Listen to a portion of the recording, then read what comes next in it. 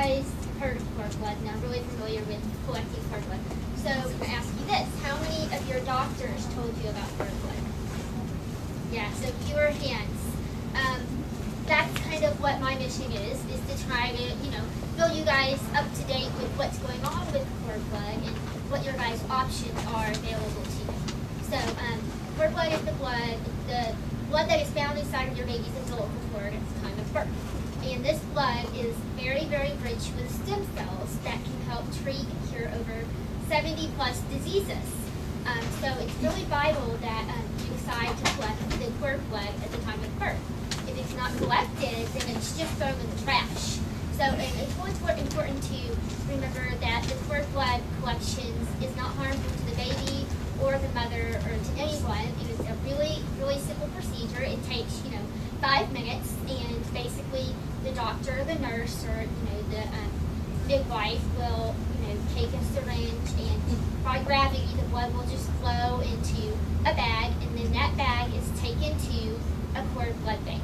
And then once it arrives at the cord blood bank, it is processed. So the stem cells are separated from the whole blood, and then the cord blood is frozen and preserved in liquid nitrogen until future use. So the cord blood it's quite a miracle, and I mean it's treating everything now from not just fatal diseases, but everything from just injuries, cerebral palsy, type 1 diabetes, several different types of brain disorders and stuff like that. So allaboutkordblood.com. We have a bunch of different ways of trying to educate you guys. We have webinars, and we have a free ebook on there that will help walk you through all of the steps, break it down for you, like really, in black and white. This is what it is, this is how you do it, and all of that kind of stuff. And let me give you a little bit of background about why I fell into this position. I think this position kind of chose me. Okay, so I was born with a rare genetic blood disease called Fanconi anemia. It's basically the aplastic form of, or the genetic form of aplastic anemia, I'm sorry. So when I was born with some abnormalities, and my parents, they wanted to figure out what caused these abnormalities, and a lot of the doctors, said, oh, it's just the flu, these kind of things just happen. Well, my parents were like, no, these things don't just happen. We were extremely careful when we were pregnant, so we're going to do everything we can to try to find out why she has these abnormalities. So after going to a lot of different doctors, the diagnosis came back that it was FA. At that point, I was given a life expectancy of about 10 years. My only chance for survival was to receive a bone marrow transplant from a perfect match donor. At the time, since I was the first child, I didn't have any other siblings or anything. And so my parents told my doctors that they were going to try and conceive a perfect match sibling for my transplant. And there was a couple of problems when it came to this. They had a 25% chance of, children had a 25% chance of having FA and a 25% chance of not being a match. So the odds were not in their favor, but they were willing to do whatever it took to try to save my life. And my sister Audrey was born, and Audrey was healthy, which was a miracle. And then my younger sister Emily was born, and Emily was perfectly healthy. Was perfectly healthy and was a perfect match. So at that point, my parents were given hope for my survival. So she found out when she was pregnant with Emily that Emily was a match and that she was healthy. They did different, testing while she was pregnant to find out all of these different things. And so this is where things get a little bit different. While my mom was on bed rest because she went into preterm labor, and this was in 1988, so things were a lot different then. But anyway, she was on bed rest because of preterm labor, and while she was on bed rest, she did a lot of research, just reading up like all expected parents do, all of the different books and everything about what to expect when she had a baby. And during that, she was like, well, what are they going to do with the umbilical cord after it's collected? And she basically just found out that it's thrown away, just this medical waste. So knowing that they were going to use Emily, who was perfect match,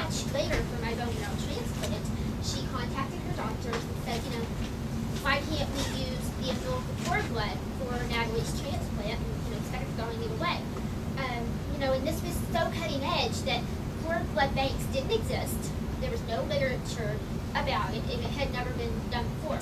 And so the doctor said, yeah, we were going to contact you because we knew you were carrying a perfect match, and they had been researching it and looking into it. Doctors had, but they hadn't actually done it yet.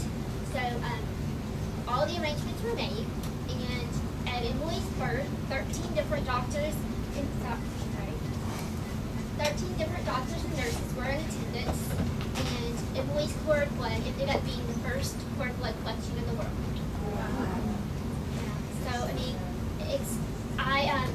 I'm so lucky that they saved her cord blood, and after that, the transplant took place in Paris, France, because it's so revolutionary that they didn't really know, how to handle a transplant like this in the United States. So we went to Paris, France to have the transplant done, and the transplant was a huge success. Emily wasn't needed at all for anything in the transplant, just only her cord blood. So by having Emily's cord blood, it eliminated a lot of donor-related procedures that she would have had to occur had we not had the cord blood. So the transplant was a breeze. It was a perfect success. We lived in Paris for 3 months, and we came home, and I had a really happy, healthy childhood. So I'm really grateful for that. And then we had another little minor setback in 2006. I had to have a kidney transplant, and because I had Emily as the perfect donor for the cord blood transplant, I was able to use her kidney. She donated her kidney to me for the kidney transplant. My body immediately recognizes it as my own, and I don't have to take any medication associated with any type of transplantation. So, I mean, it just goes to show how powerful the stem cells found inside the cord blood are. And so, I mean, I'm just finding that a lot of people they're not educated thoroughly on, the benefits of cord blood collections, and it's just being thrown in the trash. And a lot of states, are trying, there's a legislation, and a lot of states are making it mandatory that doctors at least educate their expectant parents about it.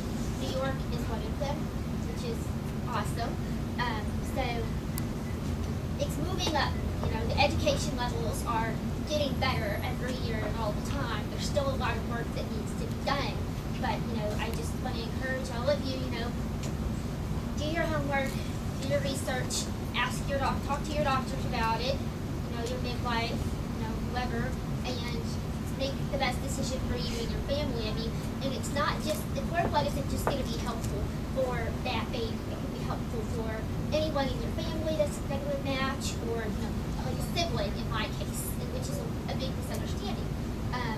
Another thing, when it comes to private versus public banking, which is a big question when it comes to cord blood collections, there's a big difference. People say, I want to donate publicly because it's free. Yes and no. And I just want to let you guys know this, so because you're all going to have babies soon. It is not free once you want to go back and get that cord blood at a later date. Say you donate your baby's cord blood publicly, and heaven forbid you need that cord blood 5 years later. The very, very good chance that cord blood will not be there later when you go back to retrieve it. And second, if you go back to get it, you're going to get someone unrelated, and you're going to have to pay $20,000-$40,000 plus to obtain a cord blood from the public bank. Now, public banking is not bad. It's awesome. I'd rather see everyone donate their baby's blood to a public bank than not at all.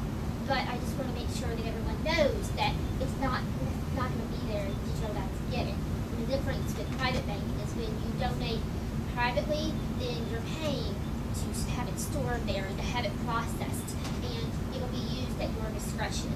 And so that's kind of what I want to share with you a little bit today. There's a company by the name of Corcell, which is a sponsor of my website, and they have an awesome new program for it's a private bank.